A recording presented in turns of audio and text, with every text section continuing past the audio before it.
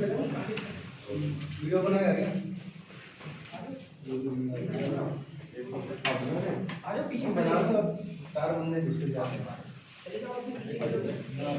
ये चेयर ले ना ऐसे किसी को अंदर आ जाओ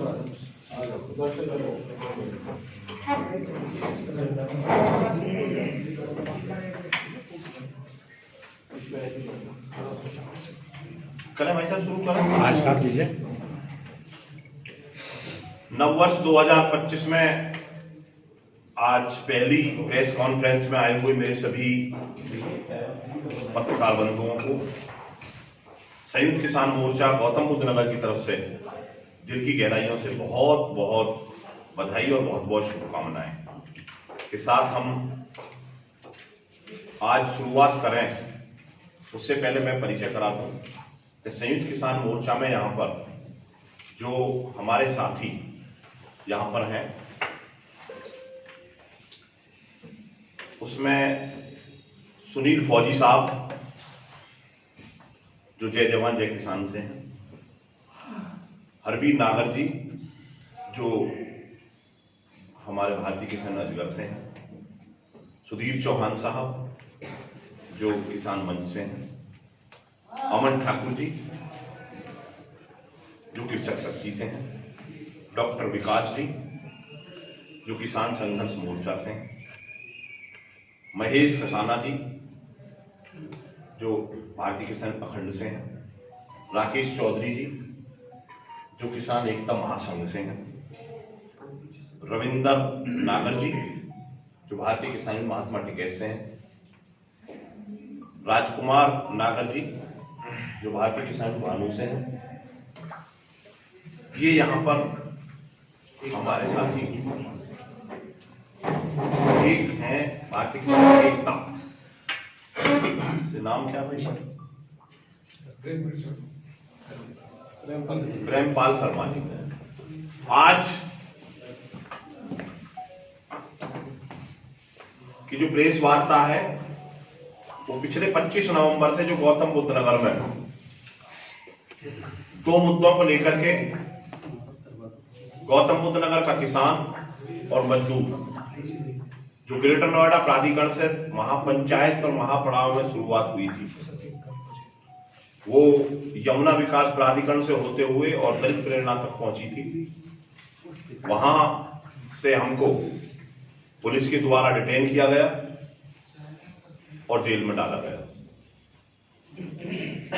4 तारीख में पुनः हमको रिहा किया गया। भारतीय किसान यूनियन के राष्ट्रीय प्रवक्ता चौधरी राकेश टिकैत जी के आह्वान पर 0 पॉइंट पे पंचायत हुई और उस पंचायत में संयुक्त किसान मोर्चा के सभी अभिन्न अंगों ने पूरी ताकत के साथ किसान और मजदूर की बात को उठाते हुए और जो हमको गलत तरीका से दलित प्रेरणा से उठाया गया उसकी पूरी तरीका से खंडन करते हुए, विरोध करते हुए, निंदा करते हुए यह कहा कि हमारा अधिकार 10% और 2013 भूमि अधिग्रहण है, उसको हम लेकर के रहेंगे और हम शांति प्रिय आंदोलन में चले हैं और शांति प्रिय ही चलाएंगे। लेकिन 4 तारीख में रात के 11-12 बजे पुनः कुछ साथियों को उठा करके जेल में डाल दिया गया और अगले दिन से लगातार गौतम बुद्ध नगर में पीछे बात ना करो, भय का माहौल व्याप्त किया गया, जिसको समय समय पर 7 तारीख से लगातार संयुक्त किसान मोर्चा ने अपनी जगह जगह पर मीटिंगें की और मीटिंगों के दौरान सरकार और सरकार के अधिकारियों तक ये बात पहुंचाई कि हम गौतम बुद्ध नगर को बिल्कुल शांत वातावरण में वार्ता के माध्यम से भी अगर हमारी बात सरकार तक पहुंच गई है तो इसका हल करा देंगे। लेकिन समय काफी देर लग गया और हमारे साथियों को रिहाई करने में 2025 में 3 और 4 तारीख तक हमारे साथियों को रिहा किया गया। उसी बीच में 30 तारीख की फिर पुनः एक पंचायत 0 पॉइंट पर चौधरी राकेश टिकैत जी के नेतृत्व में और संयुक्त किसान मोर्चा के आह्वान पर उसी स्थान पर दोबारा की गई।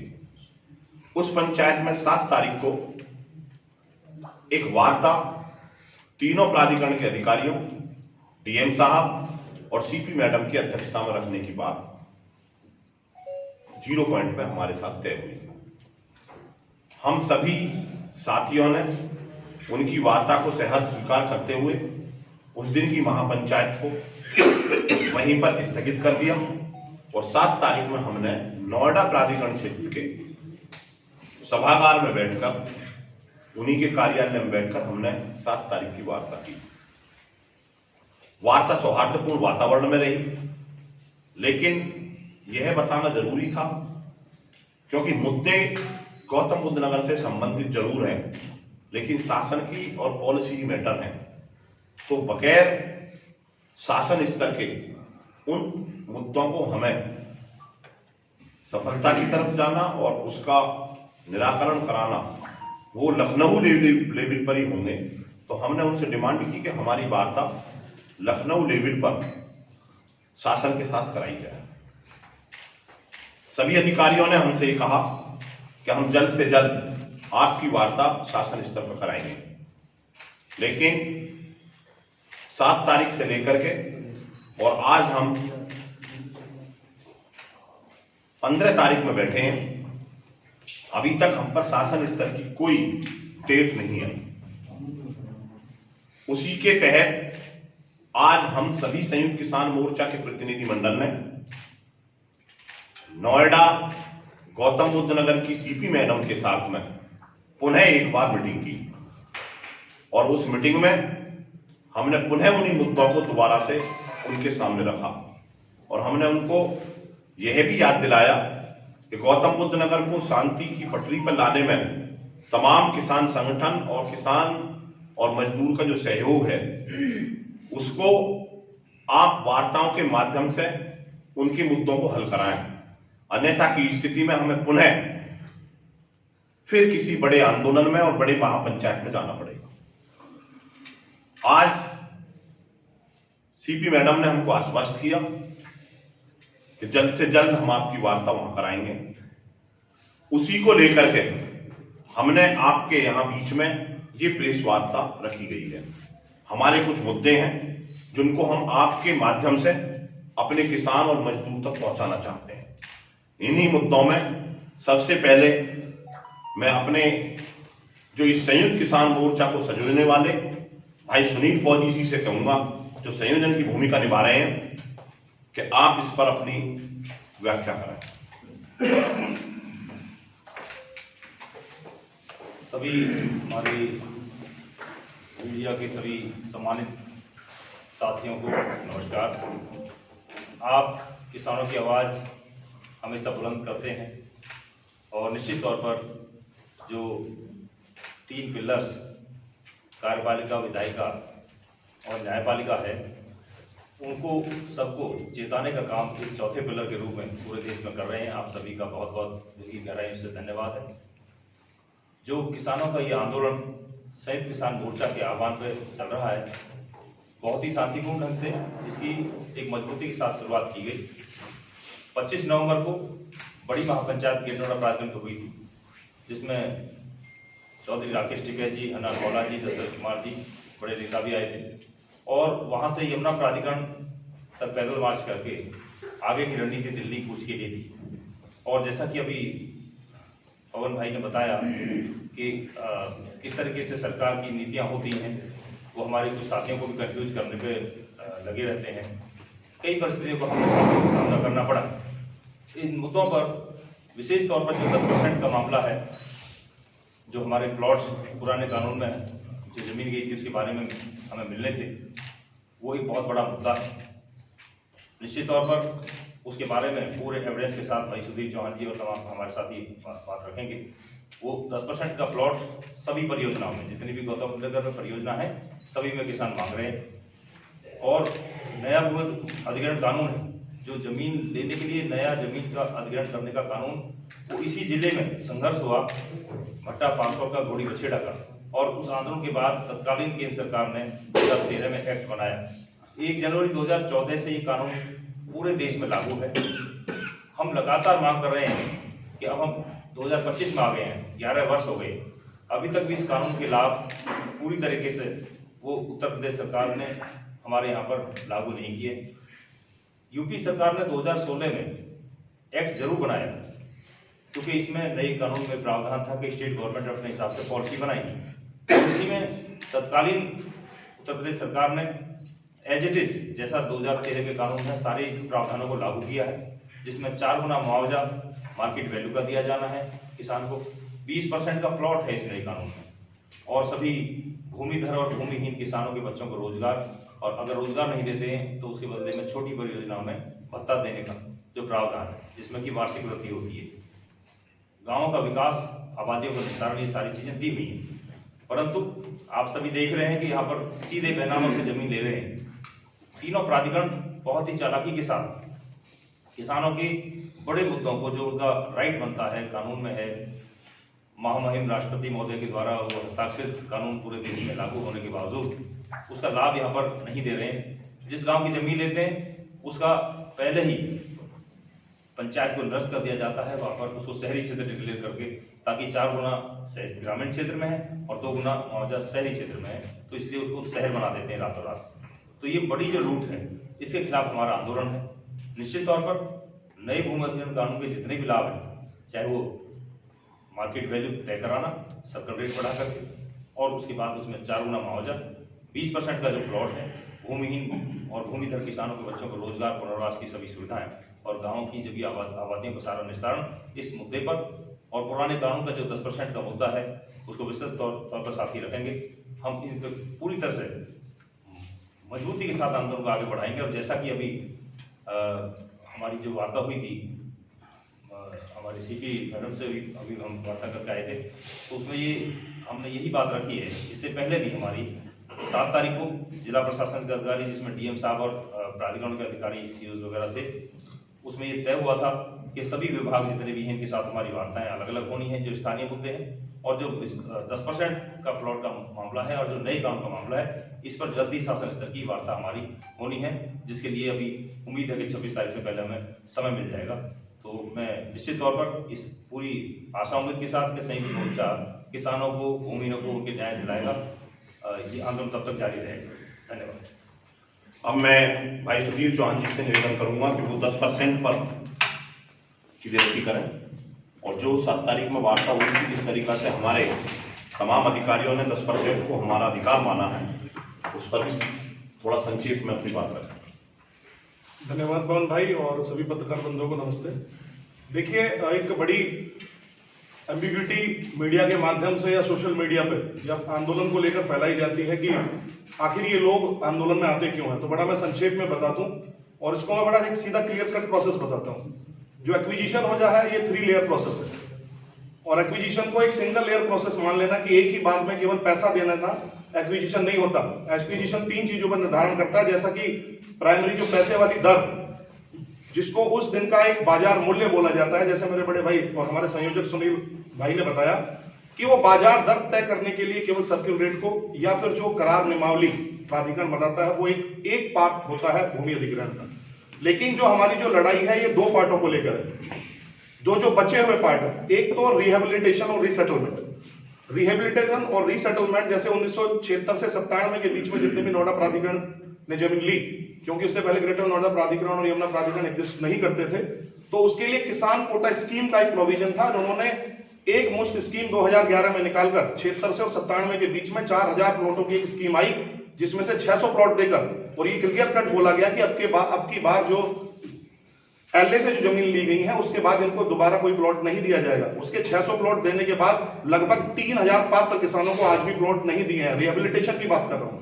97 से इसमें कंफ्यूजन खत्म हो जाता है, ऐसे ग्रेटर नोएडा में कंफ्यूजन खत्म हो जाता है और यमुना में कंफ्यूजन खत्म हो जाता है। इसमें क्लियर कट इंस्ट्रक्शन ये थे कि आपको जितनी भी जमीन ली जाएगी उसका 10% आपको आवासीय प्लॉट दिया जाएगा। और ये जो हमारी 10% की जो लड़ाई है ये यहीं से शुरू होती है कि आवासीय प्लॉट 10% का जो आज तक नहीं दिया गया है।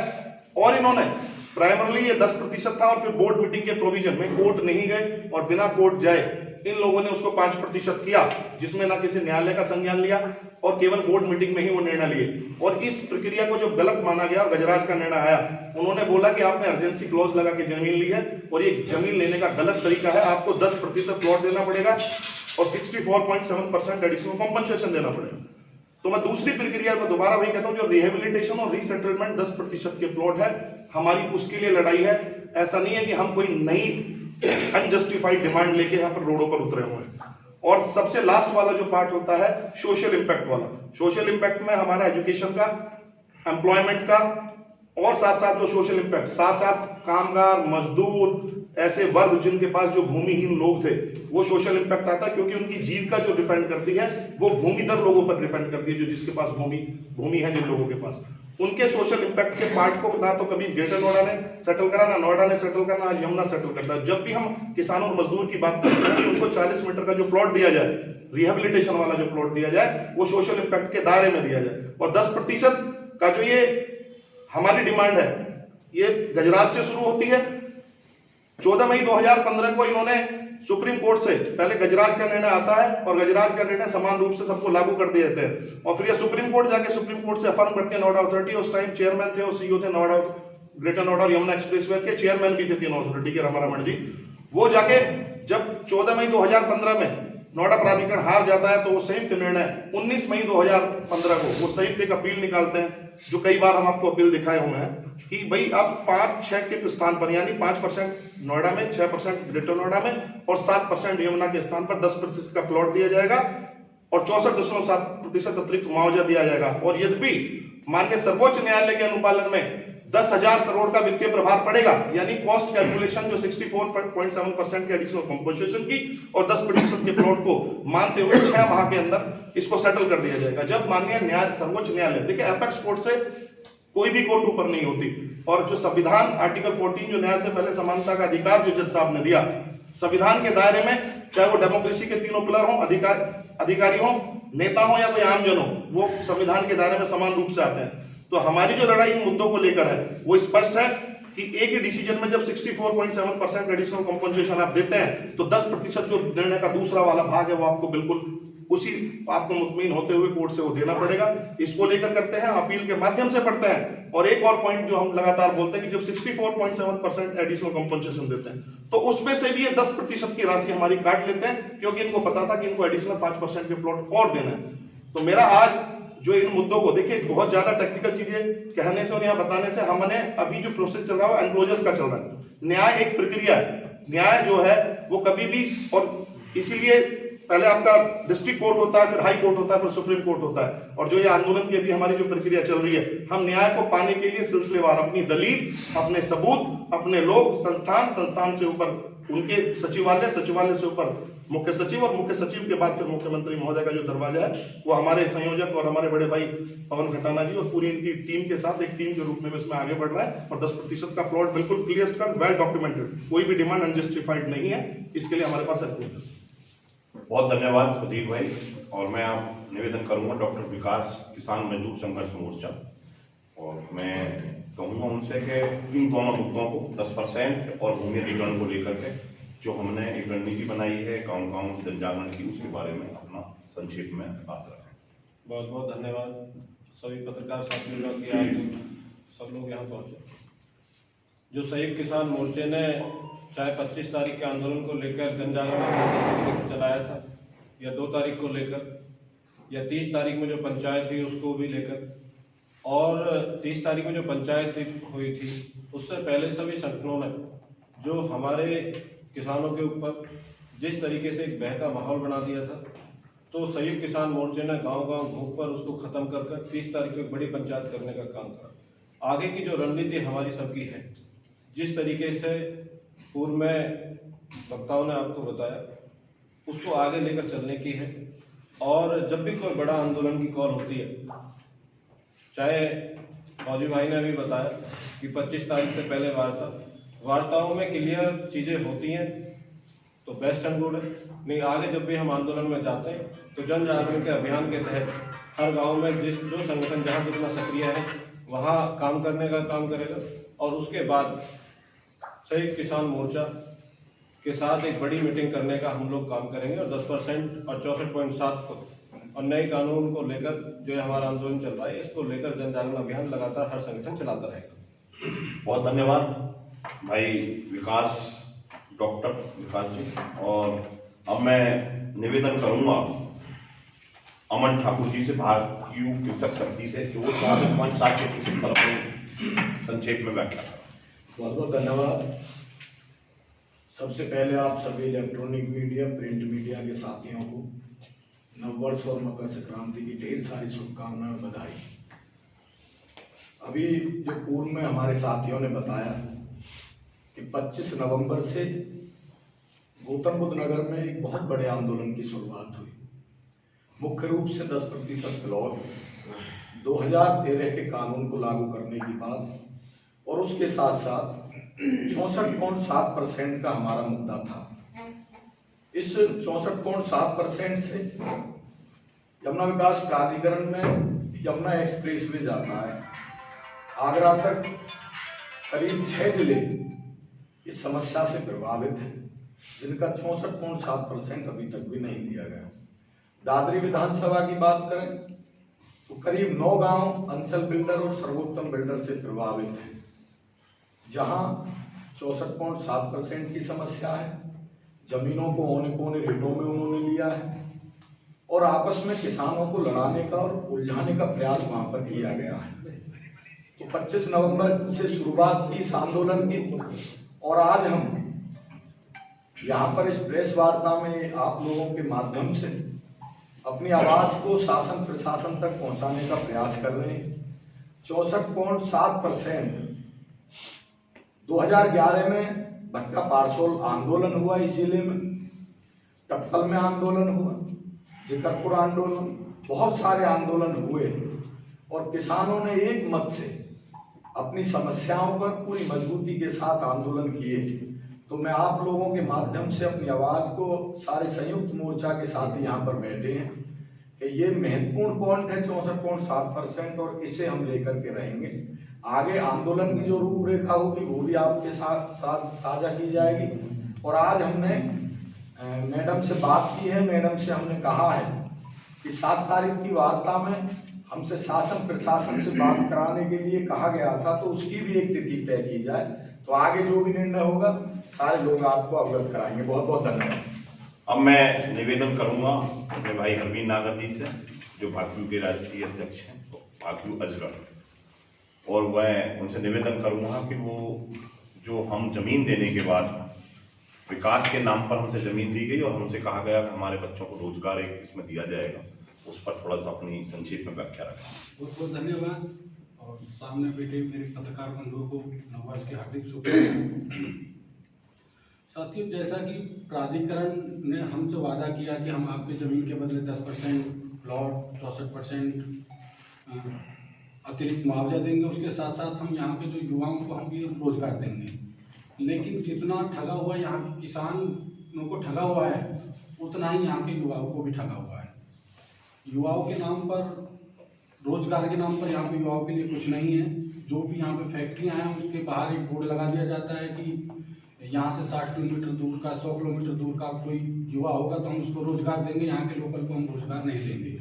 तो एक क्षेत्र वाइज जो युवा है वो एकदम बेरोजगार बैठा है। और जो रोजगार के नाम पर यहाँ पर बनी हुई फैक्ट्रियाँ, बस एक नाम दे देते हैं कि 2-4 युवाओं को यहाँ पर लोकल के नाम पर दे देते हैं, लोकल कहकर उनको हटा दिया जाता है कि आप तो यहाँ के लोकल, हम आपको रोजगार नहीं देंगे। बाकी साथी हमारे रखेंगे अपनी अपनी बातें। सभी बातें ज्यादातर हो गई हैं। 2-3 चीजों पर आपको और प्रकाश डाल दिया जाए। एक तो सबसे बड़ी बात यह है कि जो संयुक्त किसान मोर्चा पूरे देश का है, तो संयुक्त किसान मोर्चा पूरे देश में है, जिसमें एक संयुक्त किसान मोर्चा गैर राजनीतिक है और एक संयुक्त किसान मोर्चा है। दोनों संयुक्त मोर्चाओं में भी 18 तारीख को एक बड़ी मीटिंग होकर के दोनों संयुक्त किसान मोर्चा एक साथ होने की पूरी संभावना है। और हम आशा और उम्मीद के साथ बैठे हैं कि वो भी दोनों संयुक्त मोर्चा एक साथ मिलकर के इस किसान और मजदूर की लड़ाई को आगे बढ़ाएंगे। उसी के तहत 26 जनवरी को पूरे देश में एक ट्रैक्टर तिरंगा मार्च संयुक्त किसान मोर्चा के आह्वान पर निकाला गया। गौतम बुद्ध नगर का किसान भी 26 जनवरी को ट्रैक्टरों पर अपना अपना झंडा और अपना अपना तिरंगा लेकर के इस गौतम बुद्ध नगर में एक मार्च करेंगे।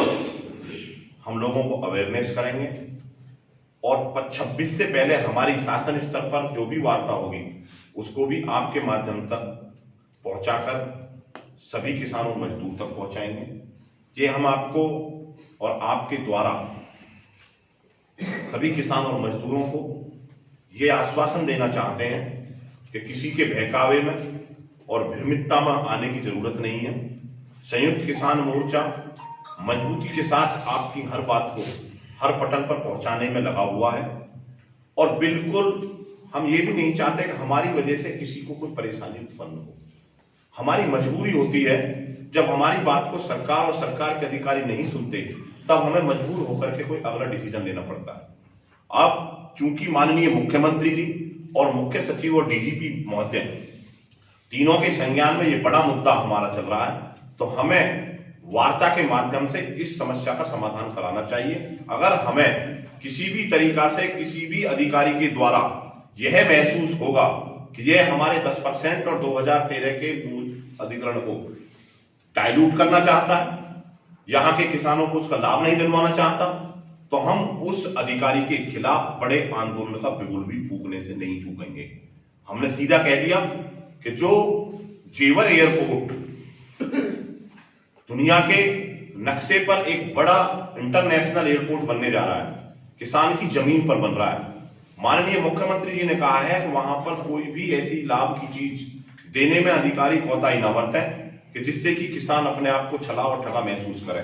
तो अधिकारियों से भी हमारा कहना है कि कलम को इतने तेज तरीका से लिखें कि जिससे कि उनके कोई अधिकारों में कमी ना रहे। जो विस्थापन के गांव हैं उनकी विस्थापन नीतियों में कमियां हैं, एयरपोर्ट में बहुत सी समस्या है।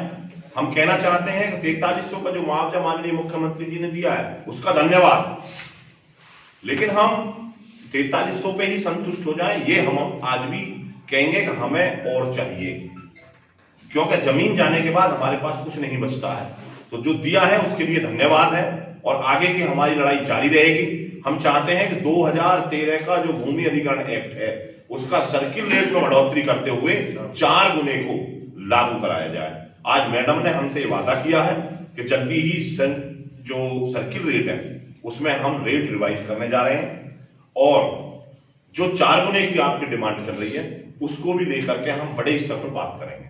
हमारा ये भी कहना है संयुक्त किसान मोर्चा का कि हम किसी भी लैंड पुलिंग जैसी किसी योजना को एक्सेप्ट नहीं करते हैं, क्योंकि हमने वो पहले देख चुके हैं और पहले भी वो प्रदेश में भी है और बाहर भी है।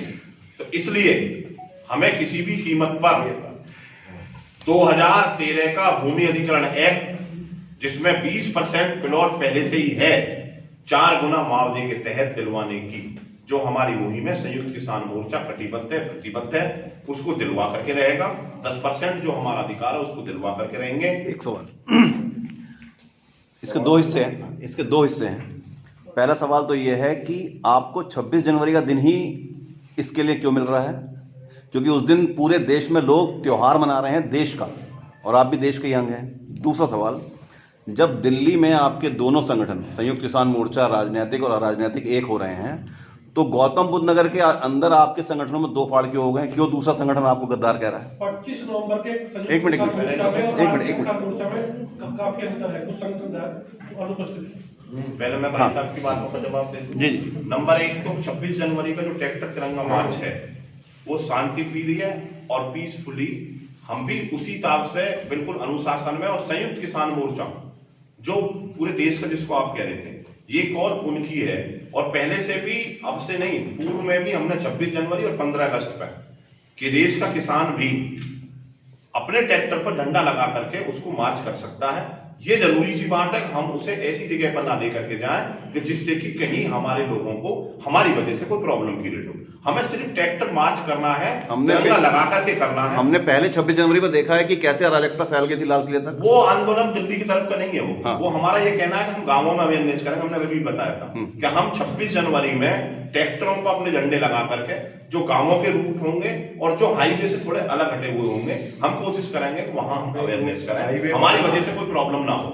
हाईवे से थोड़ा अलग हटे इस रूट के लिए क्या प्रशासन से परमिशन लेंगे या अपने हिसाब से रूट तय करेंगे? प्रशासन हमें कहां परमिशन देता है? हम तो अपने किसान हैं, अपना झंडा लगाकर तिरंगा यात्रा निकालने की सबको इजाजत है, सब लगा सकते हैं, कोई मोटरसाइकिल पे निकाल क्या किसानों के लिए देश में कानून? लेकिन हम ये कहना चाहते हैं कि हमारी वजह से किसी को प्रॉब्लम क्रिएट नहीं होनी चाहिए, इसलिए हम रास्ता निकालेंगे। दूसरा जो आपने सवाल किया कि 2 संगठन दिल्ली में नहीं, वो दिल्ली के बाहर हैं, और जिस समय पे हमने एमएसपी और काले कानूनों को लेकर के आंदोलन किया तो काले कानून वापस हुए, लेकिन एमएसपी जो बड़ा विषय था उसको लेकर के कुछ किसान संगठनों में आपस में चुनाव लड़ने और उसको लेकर के 2 भागों में बट गया था। उसमें एक संगठन ने गैर राजनीतिक रूप देकर के संयुक्त किसान मोर्चा का नाम लिया और वो पिछले 11 महीने से करीब खनौरी बॉर्डर और शंभू बॉर्डर पर धरनारत है।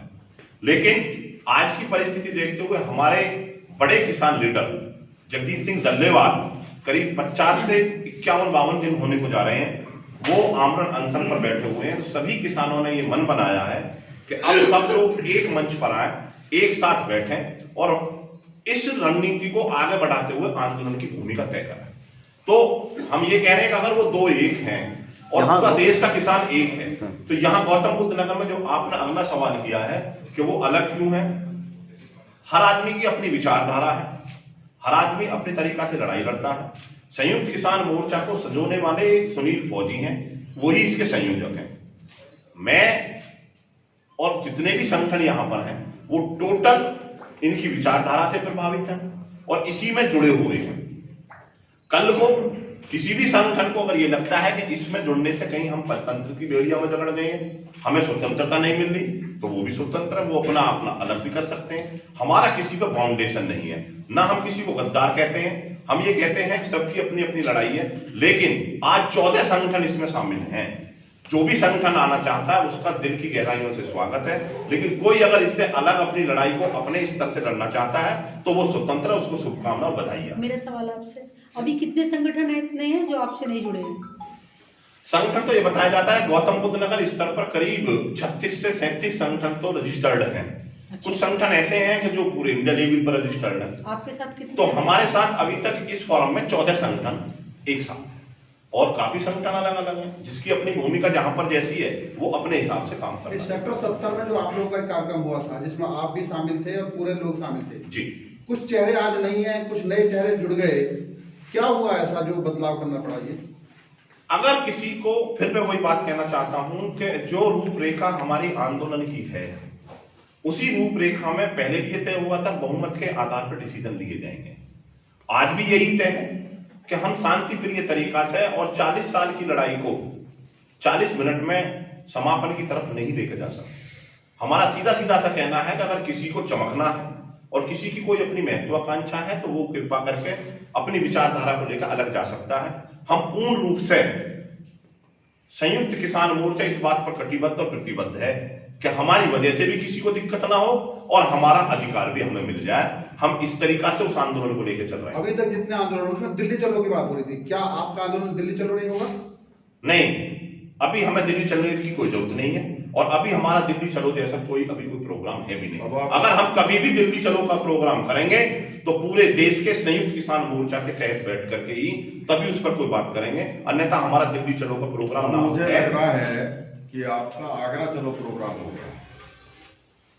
नहीं, हमारा आगरा चलो प्रोग्राम भी नहीं है और अभी हमारा लखनऊ चलो प्रोग्राम भी नहीं है। हाँ, अभी जो आज का हमारा प्रोग्राम है वो इलाहाबाद प्रयागराज चलो प्रोग्राम जरूर है कि प्रयागराज में महाकुंभ मनाया जा रहा है और हम सबको उसमें शामिल होना चाहिए। लेकिन अगर समय ये कहता है कि हमारी लड़ाई में लखनऊ प्राथमिकता है तो हमें लखनऊ जाना चाहिए। एक बात बताइए, सुप्रीम कोर्ट ने जो निर्णय दिया उसको इन्होंने तोड़ा मरोड़ा है यहाँ के अधिकारी, आप फिर सुप्रीम कोर्ट क्यों नहीं जाते? इसके बारे में थोड़ा कहना चाहूंगा। एक चीज मैं पूरा कर दूं फिर मैं फौजी साहब से कह दूंगा कि जिस समय पर कानून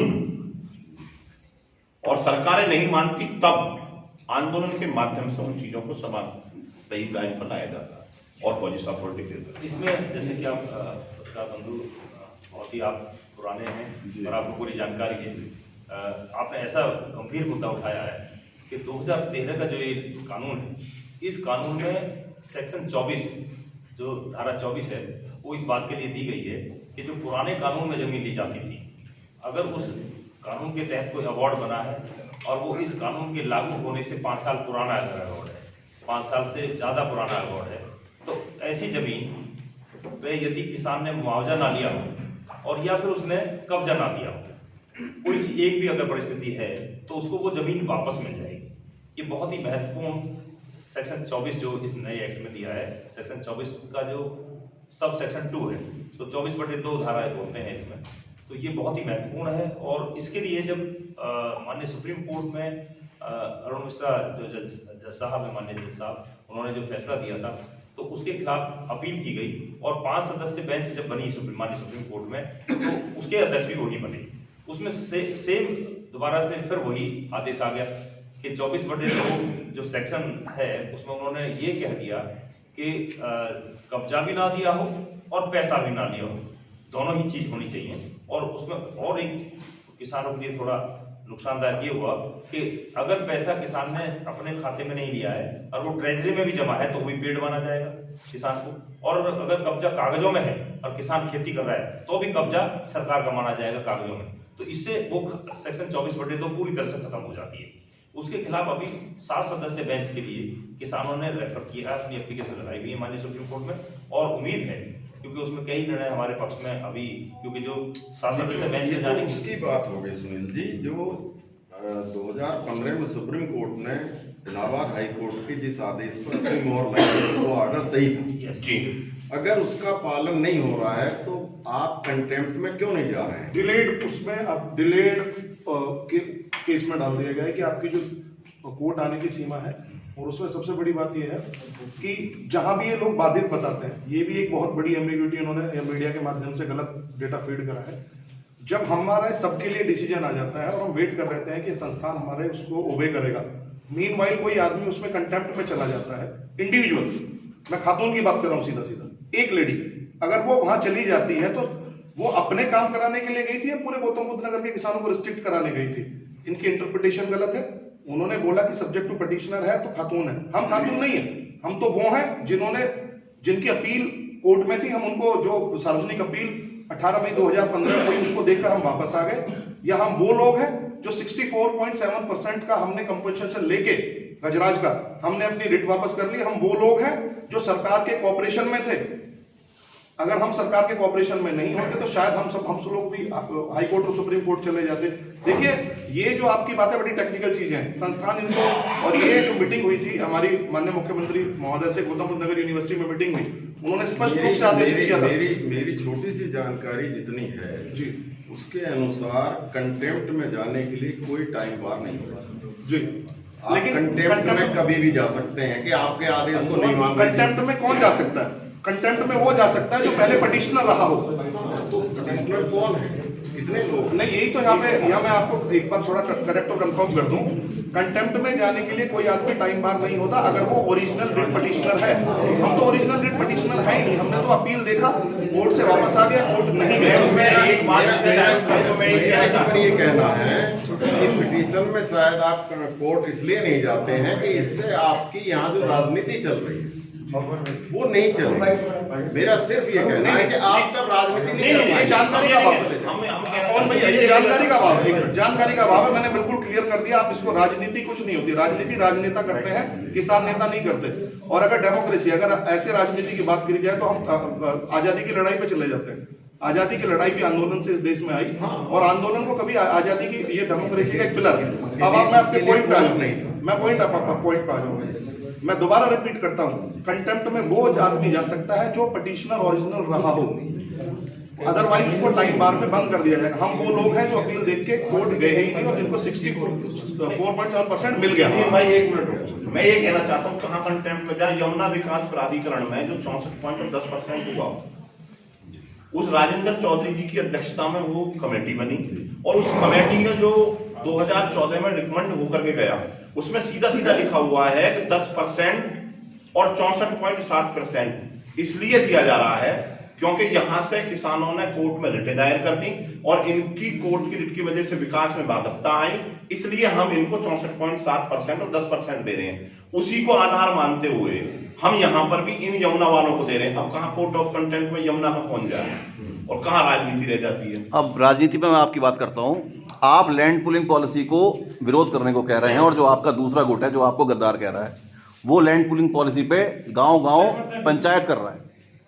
ये क्या एक मिनट सवाल सुन लीजिए। मुख्यमंत्री के साथ बैठक भी कर रहा है, आप आरोप लगा रहे हैं कि आपको बुलाया नहीं गया, उनको बुलाया गया है। हमने क्या हमें बुलाया नहीं गया, हाँ, ये गलत ठीक है। आप अपनी बात हमारे मुंह में नहीं हम नहीं डाल रहे। एक मिनट सुन लीजिए, सवाल सुन लीजिए, ये किसने कह दिया बताइए। सवाल सुन लीजिए, सवाल अभी कहा।